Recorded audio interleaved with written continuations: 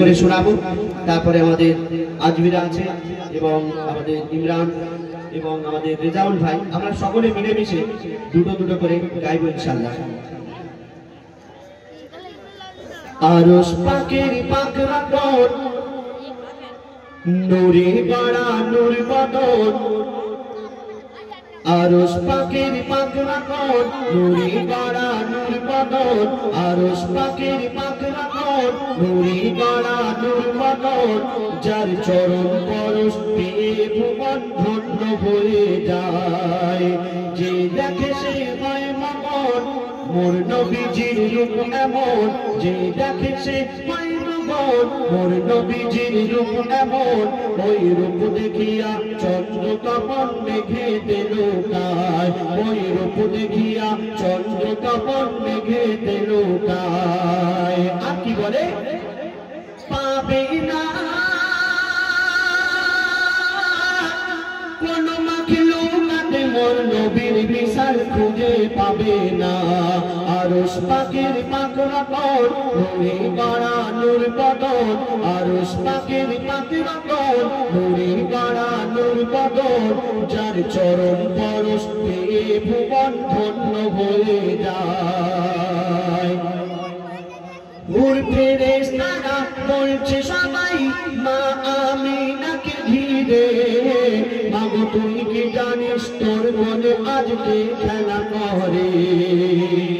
একদিন মা আমিনা তিনি বসে বসে চিন্তা করছেন যে আমার সন্তানকে আমি কেমন করে মানুষ করব। কেন? আমার দয়ার নবীজির আব্বা জান তিনি এই দুনিয়াতে ছিলেন না, তিনি এই দুনিয়া থেকে পর্দা নিয়েছিলেন। তো মা আমিনা তিনি চিন্তা করছেন, আর সেই সময় আল্লাহ তরফ থেকে হুর ফেরেশতারা এসে মা আমিনাকে কি বোঝাচ্ছেন শুনুন।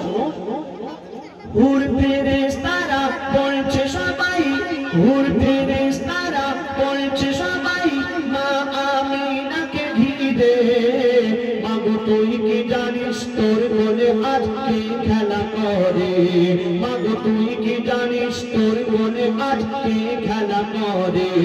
মোরা আপন ভেবে গোপন কথা, মোরা আপন ভেবে গোপন কথা বলছি মাগো তোরে, মরেও যদি যাস করবি না ফাঁস বল না কসম করে, মরেও যদি যাস করবি না ফাঁস বল না কসম করে।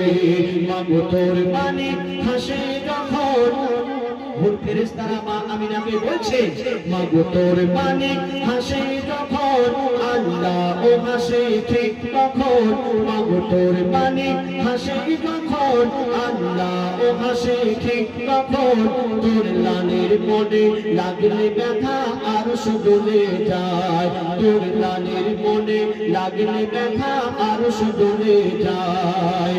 পাবে না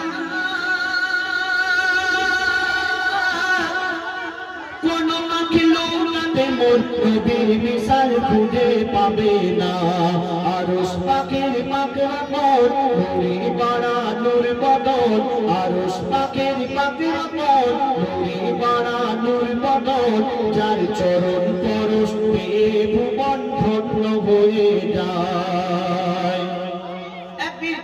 আমার দয়ার রাসূল হযরত বেলালকে ডেকে বললেন, বেলাল তুমি আজ আমার ছাদের উপরে উঠে আযান দাও। কেন? এটা আমার আল্লাহর ইচ্ছা। হযরত বেলাল তিনি কাবার ছাদের উপরে উঠলেন, আর কি করছেন শুনুন।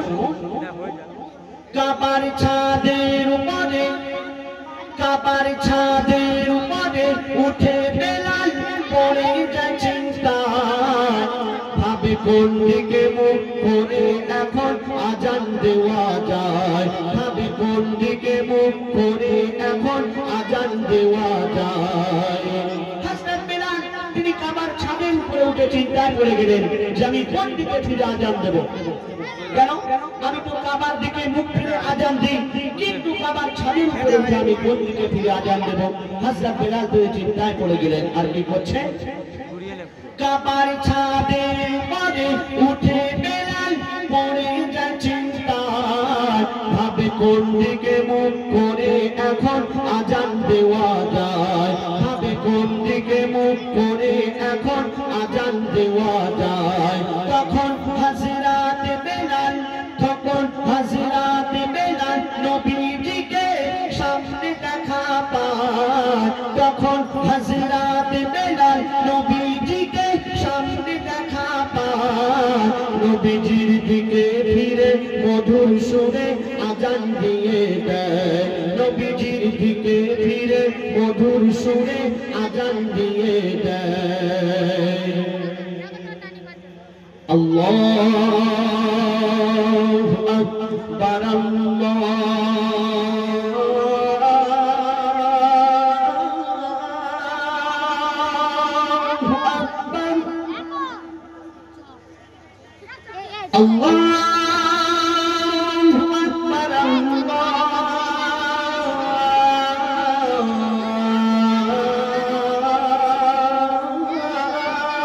Allahu Akbar Ashhadu an la ilaha illallah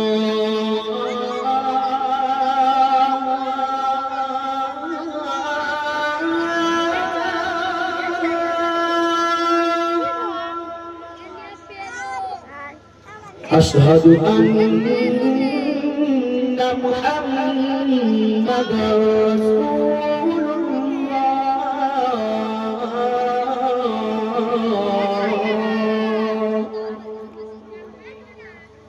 Allahu Akbar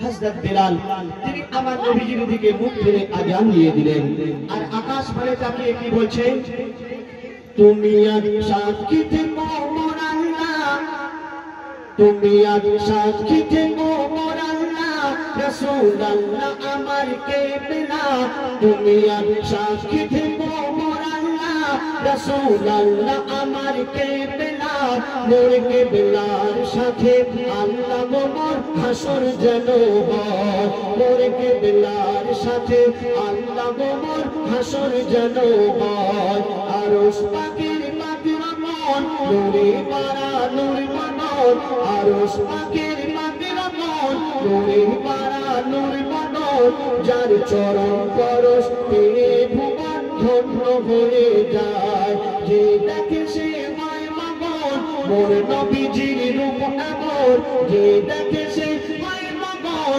মোর নবীজির রূপ এমন ওই রূপ দেখিয়া চন্দ্র তপন দেখে দেলুকায় ওই রূপ দেখিয়া চন্দ্র তপন দেখে দেলুকায় ওই রূপ দেখিয়া চন্দ্র তপন